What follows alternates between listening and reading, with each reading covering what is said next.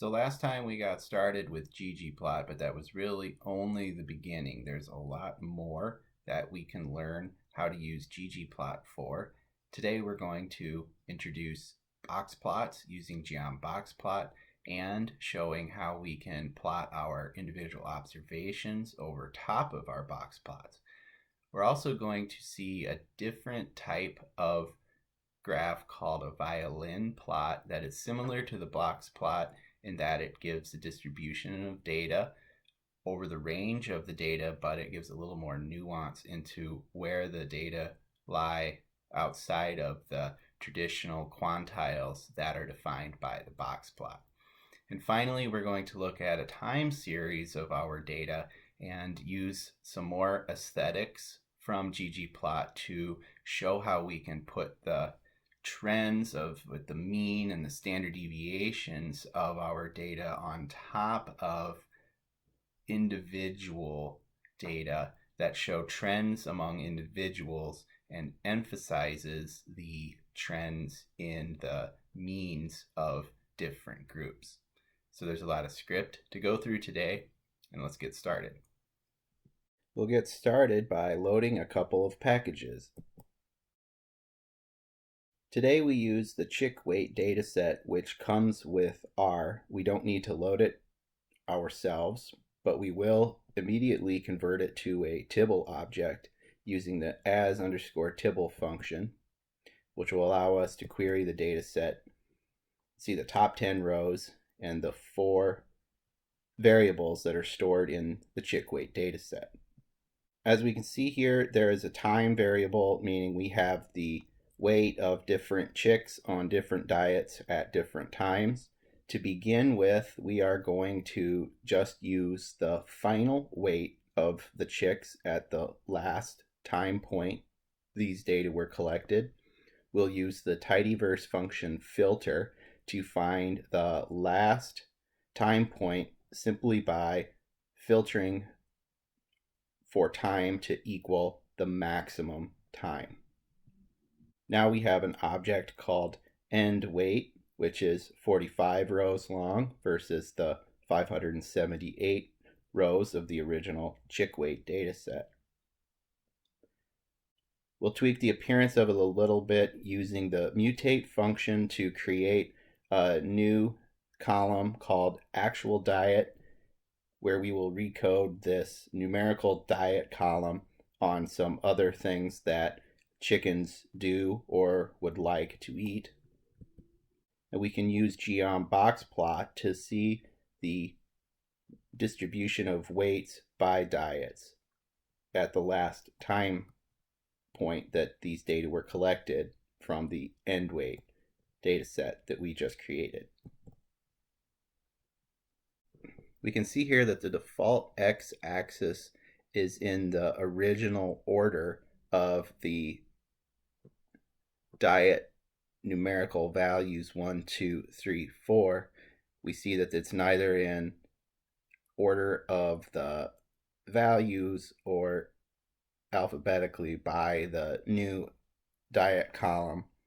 To reorganize these data, we need to change the underlying order of the levels of the grouping variable, so we will use the reorder function. To get started with the reorder function, we can look at the help file by doing $reorder, and we will see that the basic functionality requires 3 arguments. The first argument is a vector with the levels that we want to reorder. This is usually a factor vector, which has explicit levels that are set, or it can be a character vector that has unique values assigned to each row.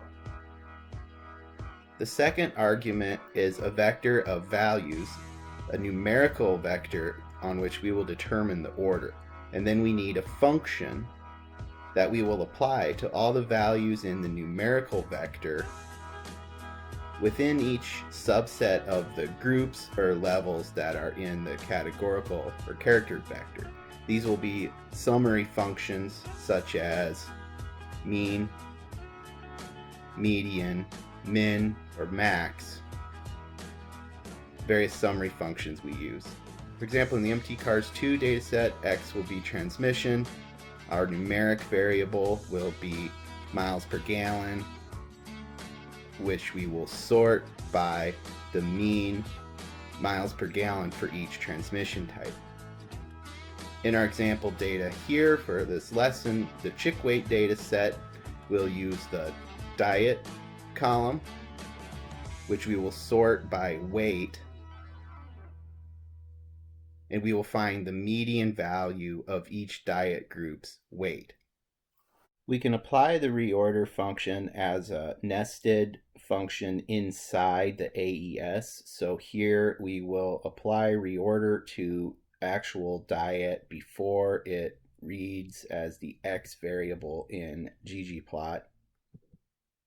And here we see the plot rearranged in order of the increasing values of the means for chick weights in each of the 4 groups. However, it is often poor form to nest a function inside of another function because it becomes difficult to tell in what order operations are applied. An alternative is to pipe the data into ggplot and along the way reorder actual diet using the mutate function and then simply defining the variables in the aesthetics as we would before. We see here that this produces the same result, but because we are plotting actual diet after the manipulation, we see that the x-axis label is straightforward, simply actual diet, and not the full thing that was defined to the x-axis before, which was the reorder and the 3 arguments therein. A personal preference of mine is to have the highest value on the left side of the graph and show the values decreasing as one moves from right to left. It's very easy for us to reverse the order by simply putting a negative sign on the numeric column that we are sorting on. This will reorder actual diet in the reverse of median weight. I'll assign that to an object here and view the box plot. We can see that as expected, we have the chick weight decreasing from left to right. We can update our graph by adding some more descriptive labels to the axes and viewing that box plot again.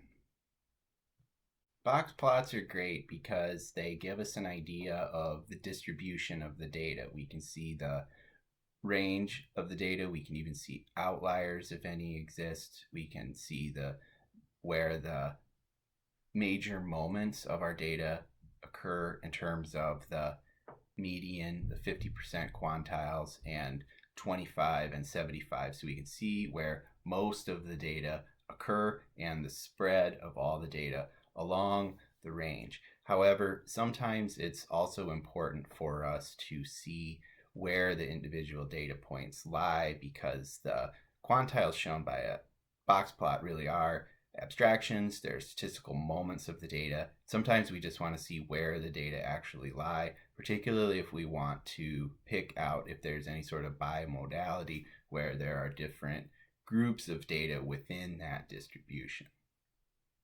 We can show the points simply by adding geom point after geom box plot. And here we see an individual point for each chick weight corresponding to the values along the y-axis.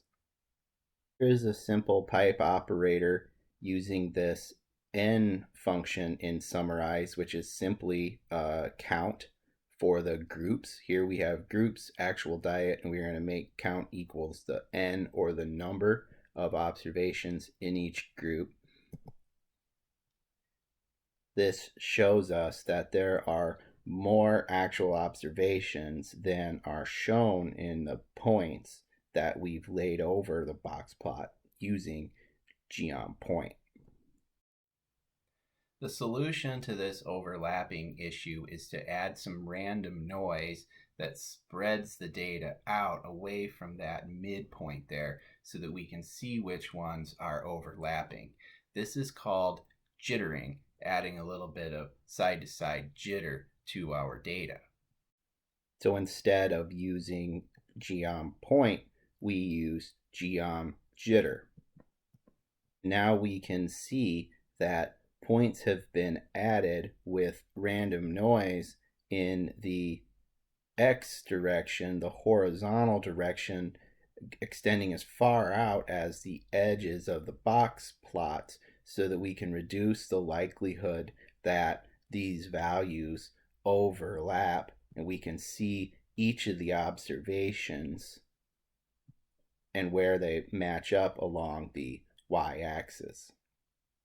But that's a lot of noise, right? Having them as wide as the box plot with those 4 box plots in the graph, it's difficult for us to discern data that occur in one box plot from the other one when they overlap really close there to the edge. So what we want to be able to do is narrow the range at which the jitter data will be plotted. To reduce the amount of noise in the plot, we can narrow the width from the default, which is just as wide as the box itself, to something narrower. As we've expected, we have a much narrower horizontal range for the points, but we still have sufficient noise that these points can be resolved from one another instead of overlapping, as these two values over here at the top of the box in the corn diet suggest. And then right below them, note also that there are these 3 points that would probably overlap and appear as 1 point without the jitter. To improve the aesthetic quality of this graph, we can set various arguments inside geom jitter which will alter the appearance of the points. In addition to setting the width to limit how wide the horizontal noise is allowed to be, we have made the outlines of the dots thicker by adjusting the stroke argument. We've specified that the inside of the points will be red, and we've made it clear that we want 2 colored points by using a value that was of 21, which is at the top of that point scale, which allows us to set the fill and the border color for our points. So box plots have been around a long time. They're really cool. They give us a little bit of insight into how our data are distributed based on those default quantiles of our data. However, especially if we're doing exploratory data graphing and we want to know if there's any sort of bimodality or other patterns of the data within our data's distribution, an alternative to the box plot is what's called the violin plot, which is a reference to the fact that if there is bimodality in the data, instead of just showing a wide bar for the median and those central moments of the data, we'll actually see a curve as if it's a violin showing the densities of the data more specifically than just where they are broken up by different quantiles. Violin plots are fit simply with the geom violin command. Here we get more insight into the distribution of the data. Take, for example, the tacos diet, where the weights range from about 200 grams to about 310 grams maybe, but we can see by the width of the violin down here at the bottom that the bulk of observations in this group are weighted towards the bottom, whereas with this oats diet, the distribution is much more even from about a quarter of the way up to the top, especially. A unique feature of Violin is that we can show different quantiles within the distribution of the data similarly to those that are demarcated using ggplot. This gives us the median, which is 50% of the data is below and above this middle line. And these other lines show where 25% fall below this one and 25% are above the top line. The different quantiles are set in this command here, where we have 0.25, 0.5 for the median, and 0.75 for that top bar. If we wanted only the median, we would put only 0.05 in the draw quantiles argument. And as we expected, we only have one line showing where the median of the data are, or where half of the data fall below the line and the other half of the data occur above the line. We can combine Violin with Jitter as above. With this image, we can confirm that we have more observations at the lower half than the top half in this diet, in the tacos diet, where in the burgers one can see that we have 3 up here and 3 down here, 2 here and 2 here. So out of these 10 observations, we have an equal number of 5 above the median, or 50% above, and 5 or 50% below the median line. To plot error bars, we need to create a data frame of summarized data. Here we are going to group by the actual diet and use summarize to calculate the mean weight as well as the standard error of the mean weight. We need to program in this equation ourselves, where we take the standard deviation of weight and divide it by the square root of the number of observations, which occur in a vector. If you remember from early lessons, we can count up the number of observations by applying the length function to see how long the vector is, which is a measure of the number of observations, or n. When summarizing data, it is important to consider whether we are using a data frame or a tibble. Here we've created a tibble object, which is easy to query in that we can see the mean and the SEM that are rounded off. So we have 3 digits and no decimal points for the mean, whereas for the SC we have 2 digits and 1 decimal point shown. However, this is a function of Tibble's user friendliness in showing us data. The data are not actually stored so neatly. So if we were to view this as a data frame, we'd see that we actually have values going out to 4 decimal places stored in each one of these. The round function is useful for rounding numbers. Here we can just see that we've taken these 4 decimal places and rounded them to 2. If we want to apply the round function to more than one column, we can use the mutate at verb from tidyverse with this vars function, which is going to bring together mean and SEM, apply round, and this digits argument will be fed to round, and we can produce that as a data frame and see that we have reduced the number of digits that are literally stored in the data frame to just 2 digits. This is important because if we were to use the cable function to present the summarized data in a neat table without applying the round function, we can see that we get the full 4 digits that are stored in each of these. We can use mutate at as we pipe into the cable function, and we can see that we have indeed reduced the number of digits to 2 as we specified in the mutate at step of this pipe. To plot means and errors, we first use ggplot and geom_point to show the mean values.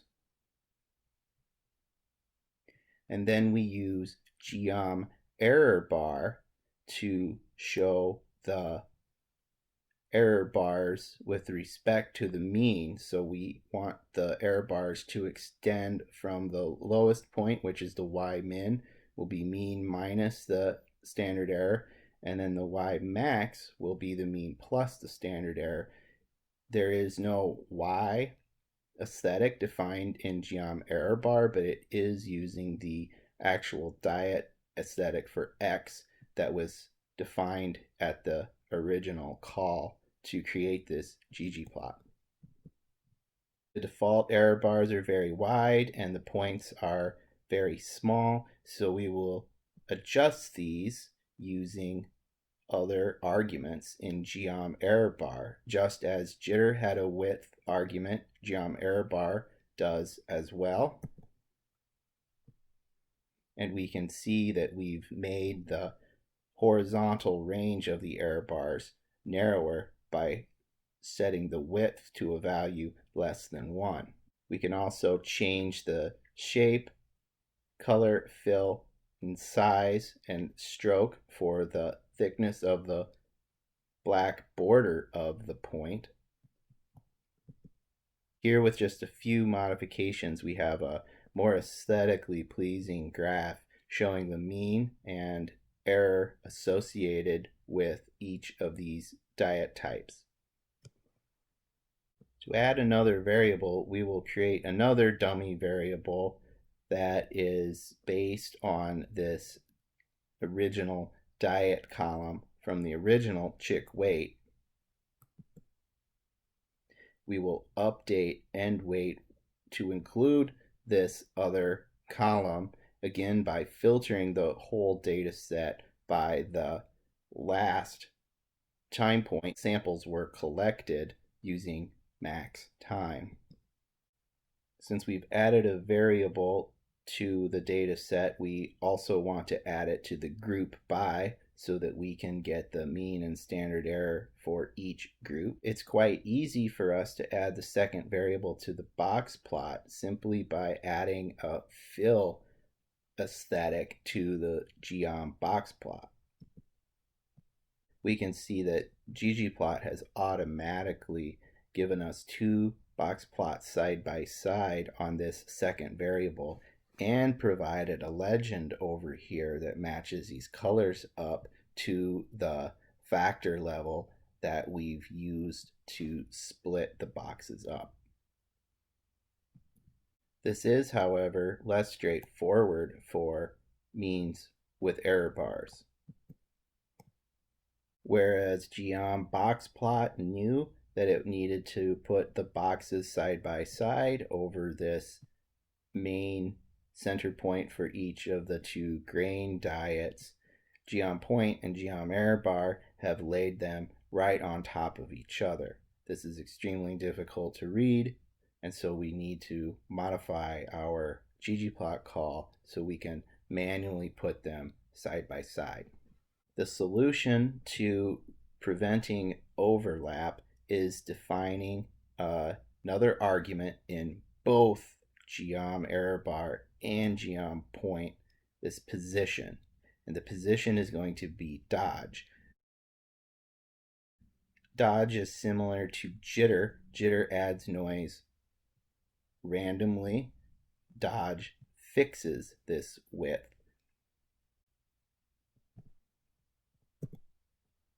It is very important that the width argument be the same for both geom_point and geom_error_bar, and that the position equals position dodge be given for both geoms.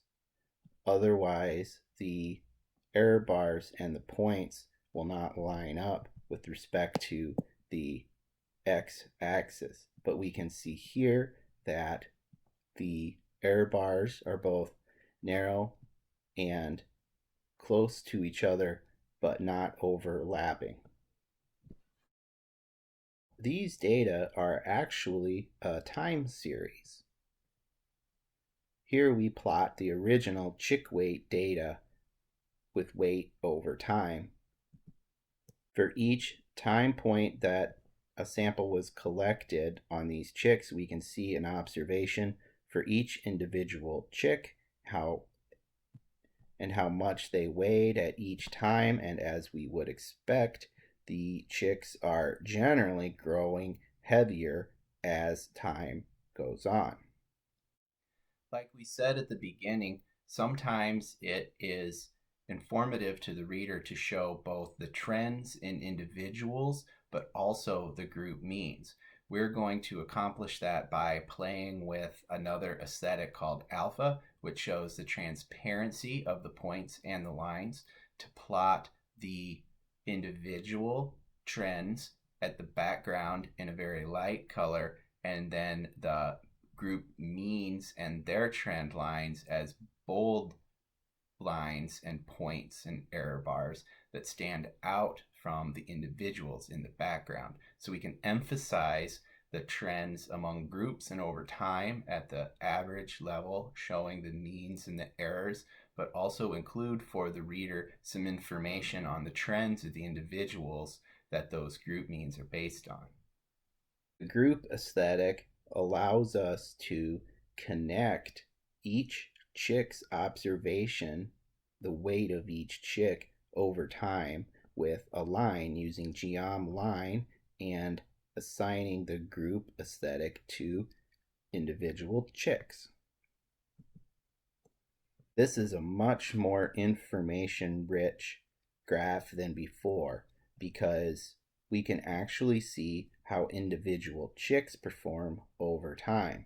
We can still see this general trend of chicks growing as we go, but we can see that there are actually instances of many chicks slowing down their rate of weight increase and some increasing, so we can get a better performance of individual chicks, such as these two down here, which unfortunately were no longer included in the data set past these particular times. We can only assume that those chicks had something better to do and left the study nice and healthy. As nice as it is to see how individual chicks perform over time, we still are interested in knowing how they responded on average to the different diet groups. So again, we will use group by, this time with the grain over time, to get summary statistics for each diet group at each time point in the sample. We will then plot these over time using time as the x variable. Now y will be mean, and we will make the color based on the grain type. To prevent overlap in the error bar and the points, we will again define position dodge with this width argument the same in both geoms. We'll define that ggplot object and view it. Here we have a nice concise graph of the average weight of each diet group at each time point that these data were collected. And we can see from these data that chicks fed oats generally gained more weight than chicks fed corn. Remember, of course, we just made up the corn and oats designators. This has nothing to do with how these chicks might actually respond to being fed these grains.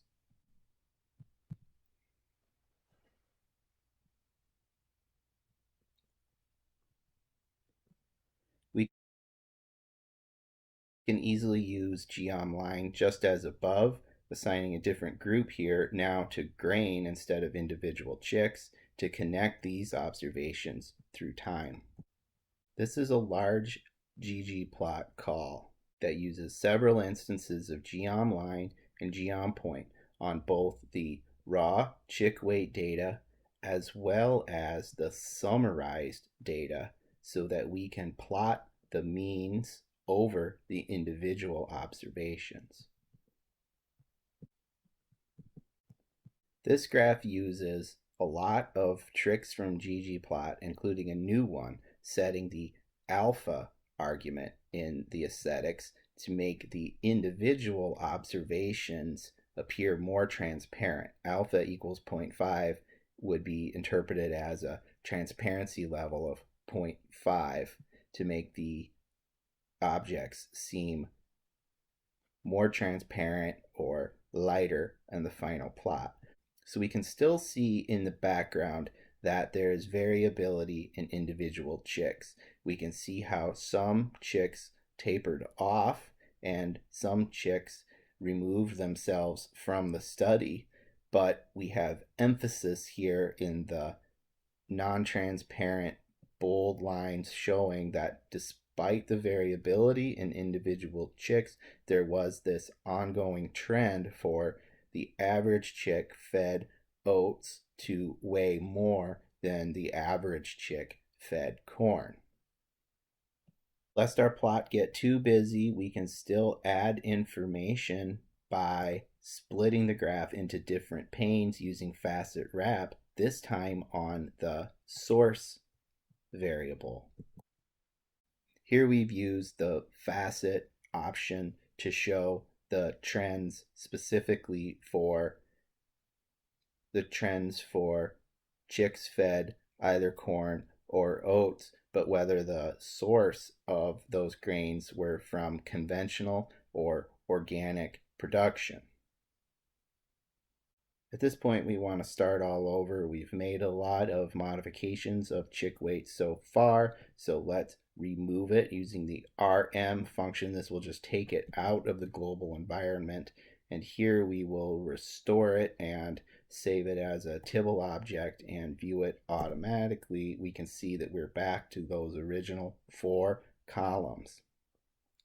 You should spend some time and look at this construction. We have started with this default data set, poured it through mutate using the dplyr pipes, and then into geompoint.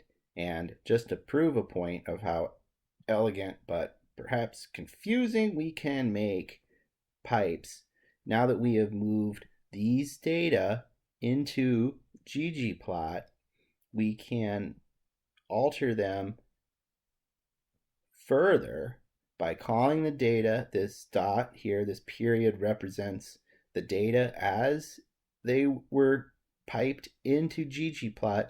We are going to continue to pipe them through. So instead of creating the summary data set as a separate data set like we did before, the TSS sum and the end weight sum, we are going to use a nested pipe to summarize the mean, the standard error, and use those in the aesthetics of geom error bar and the geom line and geom point to show the means. So we are going to plot these 3 different summary statistics without saving them as unique R objects prior to making our graph. And here we're going to use facet grid to plot grain over source in a single graph with 4 panes. These are black and white graphs. Previously, we just used facet grid and separated these other 2 variables, the diet, by color. Here we're splitting them so that we can focus on the variability of the individuals in each of those groups. So even after all that, we're still really only scratching the surface with using ggplot, but hopefully these examples today illustrate how we can convey a lot more information both about our data and patterns within our data and patterns across groups and time that convey a lot of information to the reader that we're trying to show them, give them as much information as possible without overloading them and making the graphs too confusing. There's a fine balance between the amount of information you put in a graph and how legible that graph is to the reader. So we want to familiarize ourselves with all the tricks in ggplot so that we can optimize both the information and the legibility of our graphs. It's really important that you play around with ggplot and practice making plots on your data and other data, and that's why we're getting started on ggplot right now, and we'll be using it throughout the rest of this course.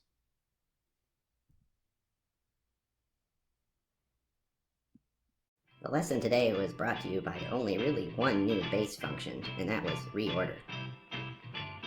We used the usual cast of characters of dplyr functions, including filter, mutate, recode, group by, and summarize. We learned a lot of new stuff in ggplot too, including the geoms boxplot, geom jitter, and geom violin. We learned how to modify our points using the stroke and alpha arguments, and to adjust their width using position, position dodge. And as always, this lesson was brought to you by the letter R.